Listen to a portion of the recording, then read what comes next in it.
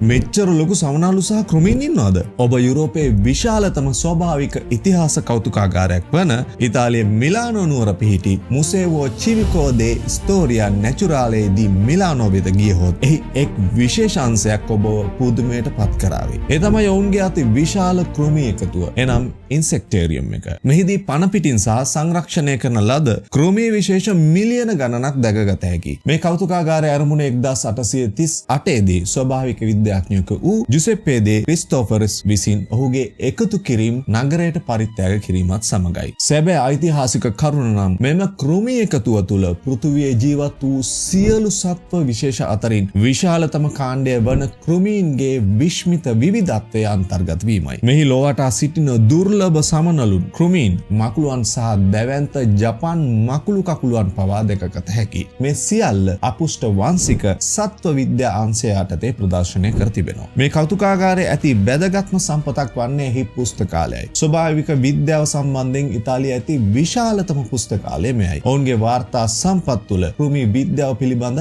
අදටත් ඉතා වැදගත් වන මුල්ම විද්‍යාත්මක ලේඛන, පැරණි සිතුවම් සහ දුර්ලභ පොත්පත්ද මෙහි තිබෙනවා. එනම් ඔබ දකින සෑම කුඩා ජීවියෙක්ම අතීතයේ විද්‍යාඥයින් විසින් අධ්‍යයනය කර වාර්තා කර සත්‍ය ලේඛන වලින් තහවුරු වූ ඉතිහාසයක් දරනවා. ඉතින් මිලානෝ නුවර කෞතුකාගාරයේ කෘමි එකතුව කියන්නේ හුදෙක් වීදුරු පෙට්ටියක තියෙන සතුන් ටිකක් නෙවෙයි. ඒක තමයි සබහාදාමයේ අසීමිත විවිධත්වය. විද්‍යාවේ නොමැරෙන කැපවීමත් අපට කියාපාන ලොකුම පාඩම. ඔබත් මේ වගේ විශ්මිත කතා අහන්න කැමති නම් අමතක නොකර අපේ මේ වීඩියෝට ලයික් එකක් දාන්න. ඒ වගේම ෂෙයා කරන්න. ඔබගේ අදහස් කමෙන්ට් කරන්න සහ අපිව ෆලෝ කරන්නත් අමතක කරන්නත් එපා. සුබ දවසක්. ඊළඟ වීඩියෝවෙන් නැවත හමු වෙමු.